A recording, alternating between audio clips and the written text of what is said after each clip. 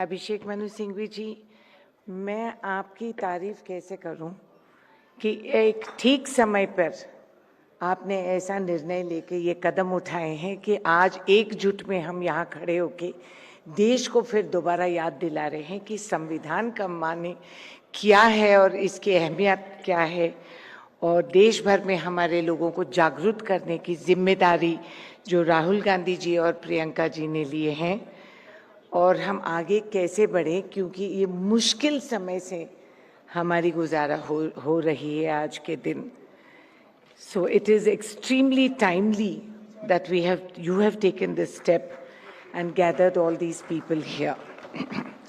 मुकुल वासनिक जी, रणदीप सिंह सुरजेवाला जी, सलमान खुर्शीद जी, मनीष तिवारी जी, राज बब्बर जी, रागिनी नायक जी, रजनी पाटिल जी और अमन पनवर जी, और मेरे खास तौर से भाई बहनों जो बाहर दूर दूर से आए हैं और आज इसमें आप भाग ले रहे हैं.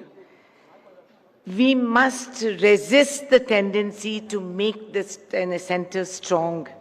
It cannot chew more than what it can digest. Its strength must be commensurable to its weight. ये आप और मैंने नहीं कहा, बाबा साहब अम्बेडकर जी ने उन दिनों में जब इस देश के इतिहास और इस संविधान की बुनियाद बनाते वक्त ऐसे बड़े बड़े शख्स मिलकर एक रास्ता, एक दिशा और नया दौर हमें बताए थे. मगर आज हो क्या रहा है, मैं ज्यादा तो उन मुद्दों पे नहीं जाना चाह रही हूँ जिन पे मेरे ऑनरेबल कॉलीग्स ने ऑलरेडी बात की है और जिक्र करे हैं. सरल भाषा में मैं कुछ कहना चाह रही हूँ कि हमें ये पहचानना है, संविधान ने हमें ये हक दिया है.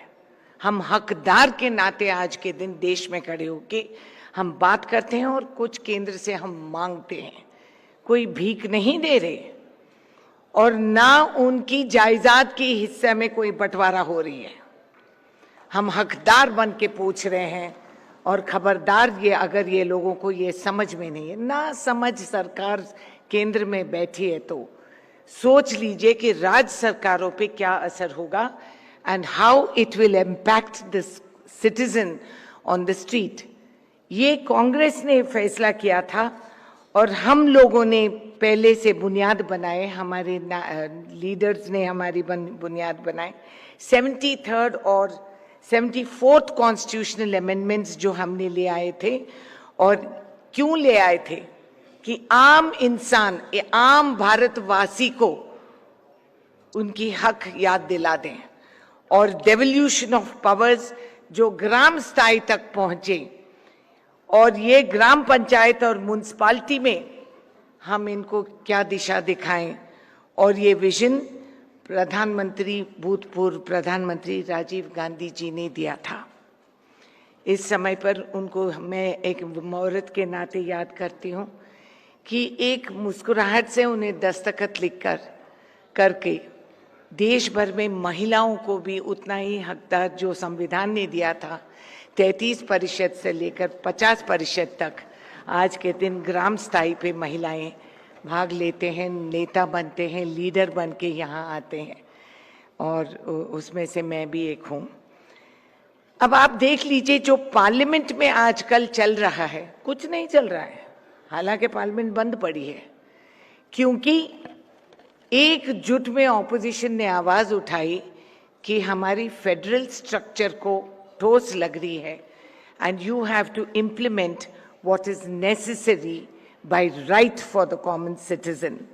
अब आप एक सूत्र आप देख लीजिए, 11 साल हो गए जब आंध्र प्रदेश की रीऑर्गेनाइजेशन एक्ट 2014, मनमोहन सिंह जी, भूतपूर्व मनमोहन सिंह जी थे प्रधानमंत्री उस समय पर, और पार्लियामेंट में सांसद में ये निर्णय लिया गया था, और आंध्र प्रदेश और तेलंगाना की डिवीजन पे हमने कुछ वादा किए थे कि एपी रीऑर्गेनाइजेशन एक्ट आपको लागू होगी और आपके ये हक मिलेंगे.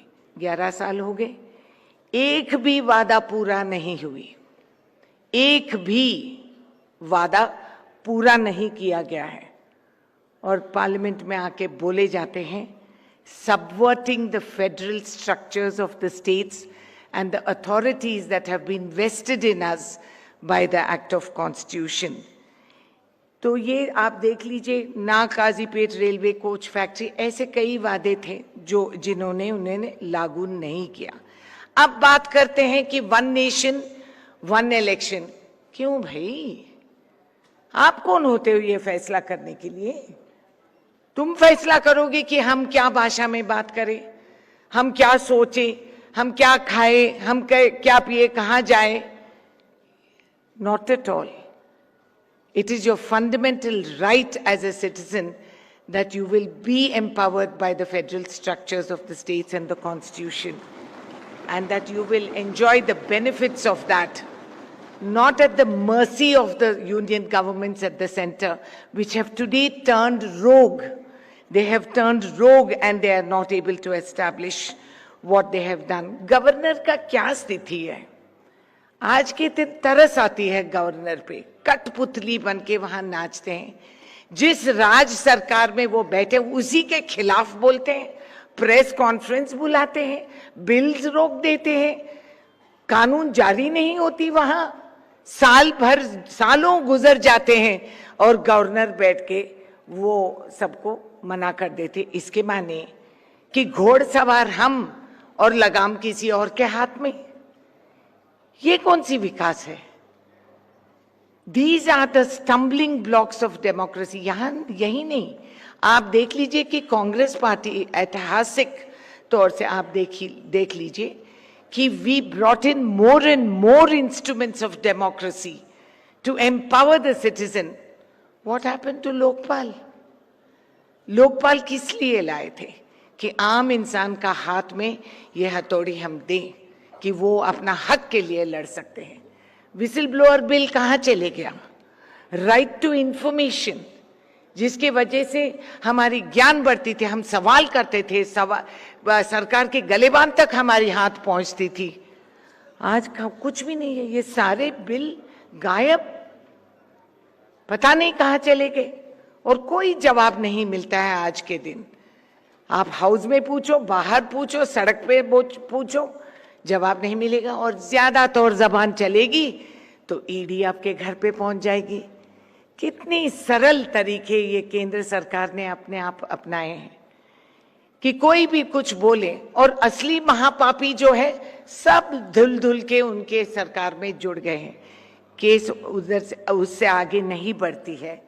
नागरत्ना जी, जज बीवी नागरत्ना जी ने पॉलिसी के खिलाफ बोली थी डीमोनेटाइजेशन के टाइम पे, और उसने कहा that this should have been, state से बात करो ना, कमाई हमारी थी, पैसे हमने एक एक रुपया जुट के इकट्ठा किए थे। रातों रात वो कागज का मूल भी नहीं, पुराना न्यूज़पेपर ज्यादा तौर में बिके और हमारे जेब की पैसे की कोई वैल्यू नहीं रही। And yet there was no discussion.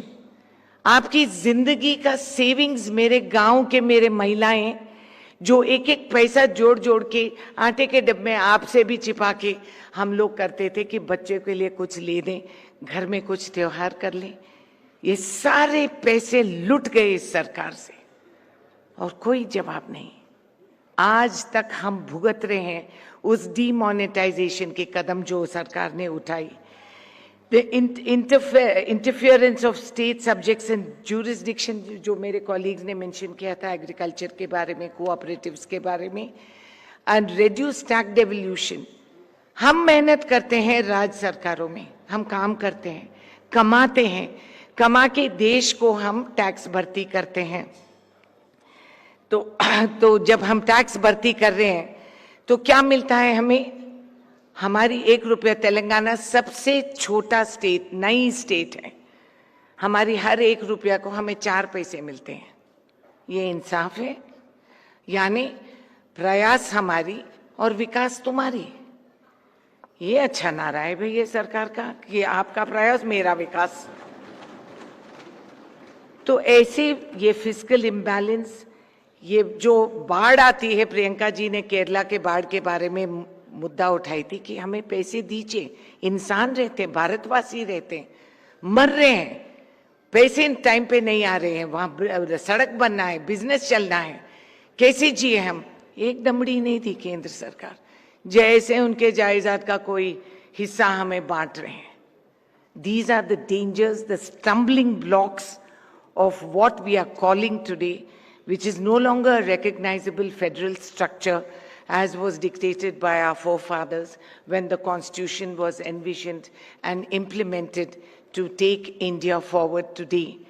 If the governments don't wake up, if we as citizens don't think that it is our collective responsibility, आज के दिन अगर आगे कदम उठाना है तो आपकी आवाज बुलंद रहना है और आपके कदम डगमगा नहीं सकते। एकजुट में कंधे को कंधा लगाकर हम सब आगे बढ़ेंगे। ये देश हमारी है, हम हकदार है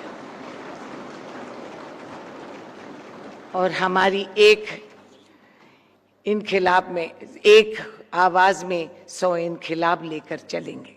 जय Hind. One of the premium and prestigious professional institutes, providing a wide range of professional courses with 100% placement assistance. We are Sri Sai Group of Institutes.